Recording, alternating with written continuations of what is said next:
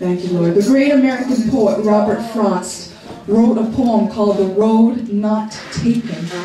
And if you know anything about Robert Frost's poem, he wrote from his own experience. He took imagery from his surroundings. He was one that lived in the woods and lived segregated and in the mountains. And when he was living in the mountains, he wrote the following poem that I'd like to read for you this morning. It says, "Two roads diverged in a yellow wood, and sorry I could not travel both.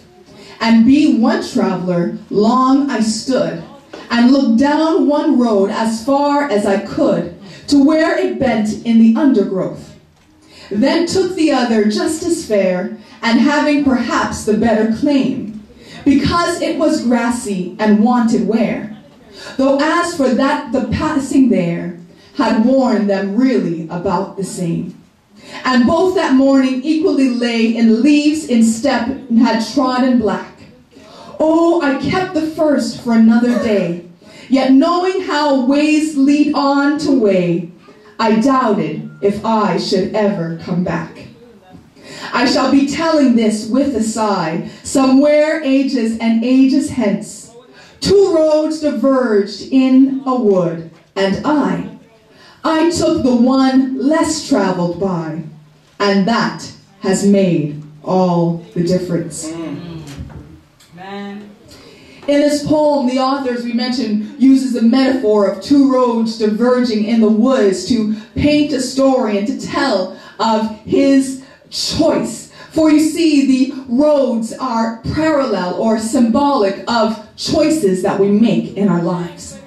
Each of us come to a point where we are forced to make a decision that will change the course of our lives. Sometimes the choice seems relatively easy, but at times the choice is difficult to make.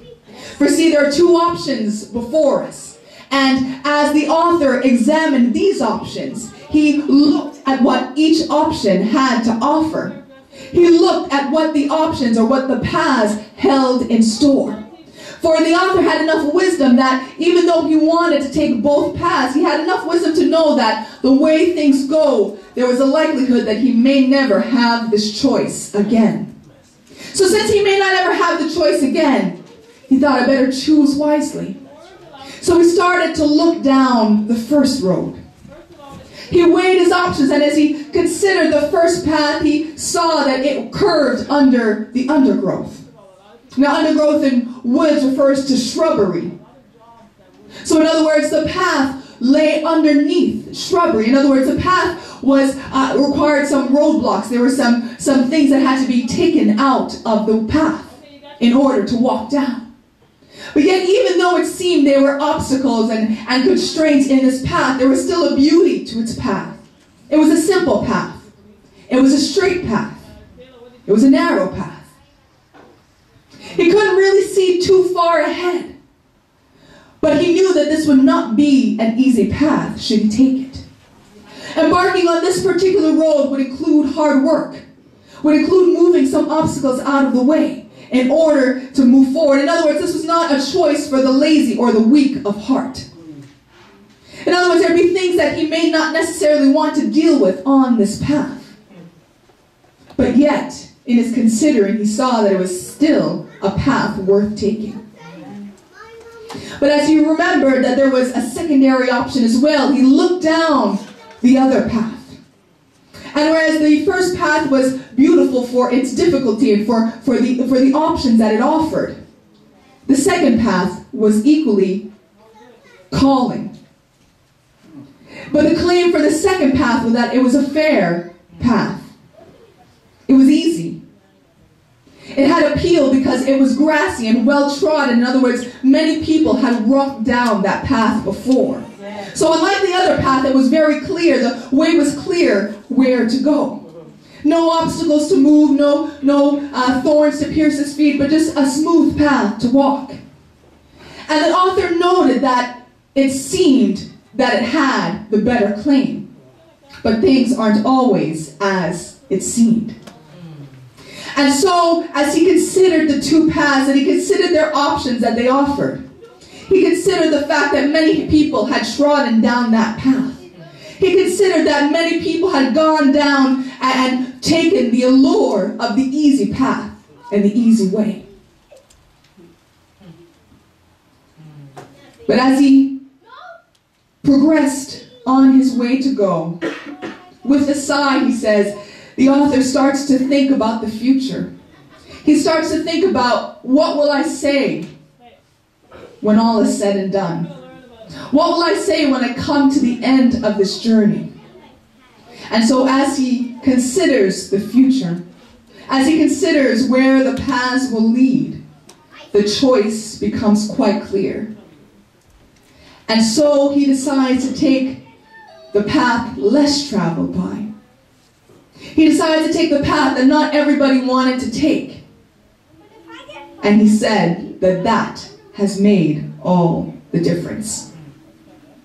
Now, it's a beautiful poem, it's a beautiful imagery, but what does that have to do with our reading this morning?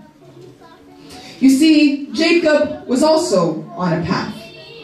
Jacob was also on a journey. And Jacob, like the rest of us, was forced at more than one time in his life to make a choice that would change the course of his life. You see, Jacob, from the reading where we read today, we see that Jacob was on the road. He was on the road and the angels of God met him while he was walking along the way. But we have to understand that this is not the first time that Jacob came to the place where he was. This was not his first time passing down this path. But if we were to return a couple chapters back, we would see that Jacob once left his father's house. He left on a mission. He left on a journey. He left because his brother was trying to kill him. He left because his mother sent him away, for she didn't want to be deprived of both her sons. And so Jacob embarked on a journey. But on the way on this particular journey, Jacob had an encounter. Jacob had a meeting along the way. But this wasn't just any encounter. This wasn't just any meeting. But this was an encounter with the Most High God. Amen. The Most High God interrupted Jacob's journey to introduce himself, if you will. He introduced and said, I am the God of your fathers Abraham and Isaac. And along this path, in this meeting, God gave Jacob a promise. And Jacob recognized the profundity of what happened. For when he awoke from his dream, he said, this is the house of God, and I knew it not. In other words, he recognized that what had happened at that place was profound. For he named it the house of God, even though that place had a different name. He recognized that that was a profound experience, or encounter rather, that he had. But despite the fact that Jacob had a profound encounter, he still chose to walk his own way. He still chose to walk down his own path. Even though he had an encounter and may have given him goosebumps for a little bit, and made him feel a little special, or made him feel excited, it didn't too much to change Jacob, for he continued down the same path he was on. That path took him to Laban's house, took him to find wives in Laban's house, and took him to continue to try and scheme and finagle his way to get what he wanted. You see, this path was an easy path. It was a path that led to what he wanted, what he desired. But while he was walking down that path, things started to happen. You see, for a while, Jacob was blessed. Even though he was walking down a path of his own choosing, he was still blessed because there was a promise on his life. He was still blessed because there was a promise on his life. But somewhere along the way, in the midst of the blessing, things started to turn. The situation started to change. And then all of a sudden, Jacob realized that, you know what? It's time for me to leave. He recognized this because the Lord God Almighty spoke to him and said, now it's time for you to get back to the land of your fathers. You've been in this place long enough. It had been 20 years that Jacob had sojourned outside the land of his fathers. And so the Lord came to him and said, now it's time for you to go back. And at this time, we see that the same Laban who had welcomed Jacob in and given him his 2 daughters and plotted and schemed right along with him, we see that now Laban's countenance starts to change towards Jacob. We see that Laban and his sons are not speaking favorably to Jacob as they had once before.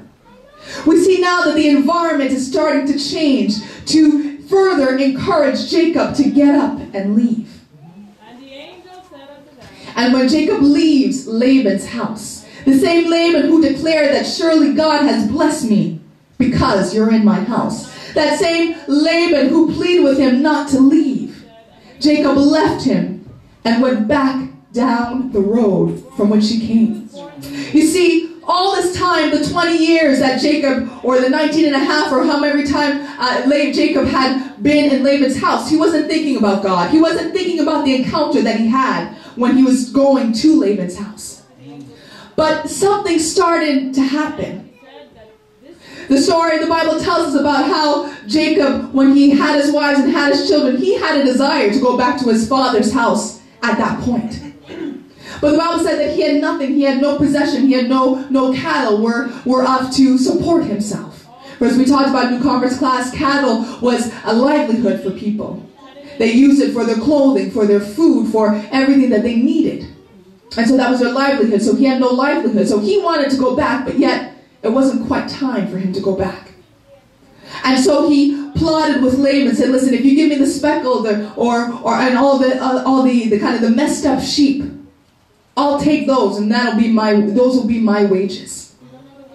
And he started to multiply and to try and have put all sorts of things in the water to get the sheep to multiply, thinking that he was actually doing something. But we know the Bible tells us that it was the Lord that had blessed him. It was the Lord that had provided for him. It was the Lord that had given him everything that he needed. And Jacob starts to wake up to this fact. Jacob starts to realize that, you know what? I've been trying to scheme this whole time, but really, it's really not me. For he comes to a recognition, and he says to Laban, had it not been for the God of my fathers, I would have left here empty-handed.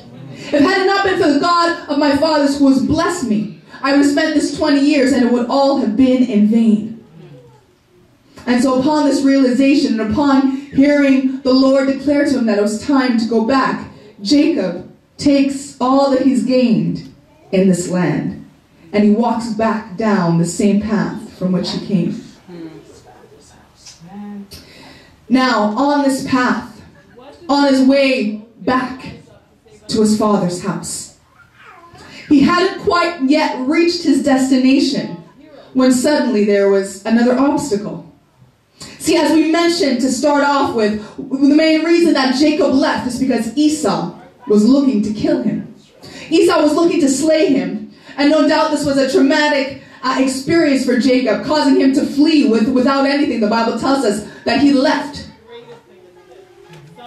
And so now, after 20 years, Jacob is faced with the same thing that chased him out of his father's house to begin with. He's faced with that same situation, faced with that same situation, that same man that was trying to kill him 20 years later along the road back to his father's house. He's faced with the very same situation that drove him out of his father's house to begin with. No doubt Jacob was frightened. No doubt Jacob wasn't easy about what was about to happen. Why? Because you don't just meet someone that's trying to kill you with open arms. You know, most of us as human beings, we kind of like living. We've got to come accustomed to this life, and we like life. You know, we may not always like the things that it brings, but we kind of like the idea of living. And so when someone threatens that, we want to try and stay away from them as much as possible, for we want to preserve life. Anybody? Okay, maybe I'm the only one.